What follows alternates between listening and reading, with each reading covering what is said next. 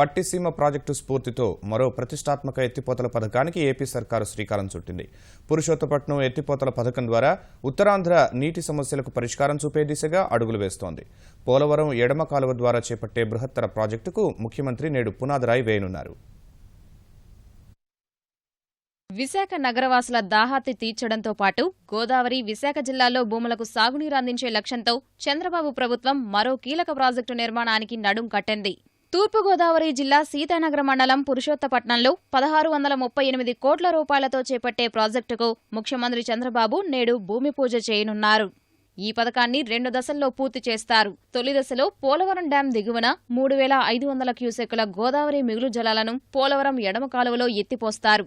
రెండో దశలో పోలవరం ఎడమ కాలువ నుంచి 1400 క్యూసెక్కుల నీటిని ఏలేరు రిజర్వాయర్లోకి వదులుతారు. దీనివల్ల పోలవరం ఎడమ కాలువ ప్రారంభం నుంచి 58 కిలోమీటర్ల వరకు ఉన్న ఆయకట్టుతో పాటు ఏలేరు రిజర్వాయర్ కింద ఉన్న భూములు, పిఠాపురం బ్రాంచ్ కెనాల్ చివరి ఆయకట్టు కలిసి మొత్తం 2.15 లక్షల ఎకరాలకు సాగునీరు అందనుంది.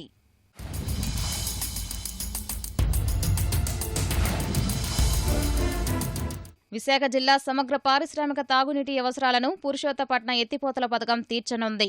విశాఖ నగరానికి రోజువారీ సుమారు 200 మిలియన్ గ్యాలన్ల నీరు అవసరం. ప్రస్తుతం 125 ఎంజీడీని తూర్పుగోదావరి జిల్లాలోని వివిధ పథకాల నుంచి అందిస్తున్నారు. ప్రస్తుత భవిష్యత్ అవసరాలను పురుషోత్తమపట్నం ఎత్తిపోతల పథకం పూర్తి స్థాయిలో తీర్చనుంది.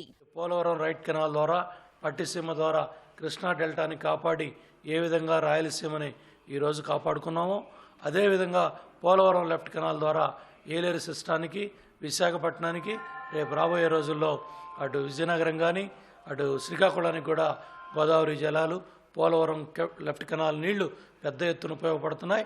ఆ విధంగా నదుల అనుసంధానం, పోలవరం రైట్ కెనాల్ కింద, లెఫ్ట్ కెనాల్ కింద అతి తక్కువ సమయంలో నీళ్లు ఇచ్చిన చరిత్ర తెలుగుదేశం ప్రభుత్వాన్ని, ముఖ్యమంత్రి చంద్రబాబు నాయుడు గారిది.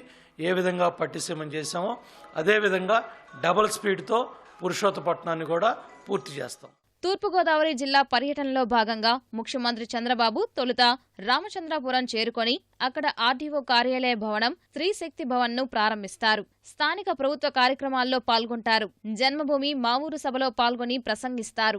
మధ్యాహ్నం రామచంద్రాపురం నుంచి హెలికాప్టర్లో ముఖ్యమంత్రి పిఠాపురం చేరుకుంటారు. పైలాన్ ఆవిష్కరించి సీతానగర మండలం పురుషోత్తపట్నం వద్ద నిర్మించే ఎత్తిపోతల పథకానికి శంకుస్థాపన చేస్తారు. అనంతరం బహిరంగ సభలో ప్రసంగిస్తారు. ఇటు ఏలేరుకి నీరిచ్చి రైతాంగాన్ని ఆదుకోవాలంటూ ఈ పురుషోత్తపట్నం ప్రాజెక్ట్ ని శాంక్షన్ చేశారు. వ్యవసాయదారులందరికీ కూడా నీరు స్థిరీకరణ అవుతుంది. ఎందుకంటే సరిపోవట్లేదు. రెండో పంటకు నీరు వచ్చినా, మొదటి పంట నీరు వచ్చినా టైట్ వస్తుంది కనుక గోదావరి నీరు తీసుకొచ్చి ఏలేరులో పోసి ఏలేరు ద్వారా ఈ వ్యవసాయాన్ని అంతా కూడా బాగా పండించే విధంగా అన్ని చర్యలు తీసుకోవడం కోసం ఈ ప్రాజెక్ట్ వచ్చింది.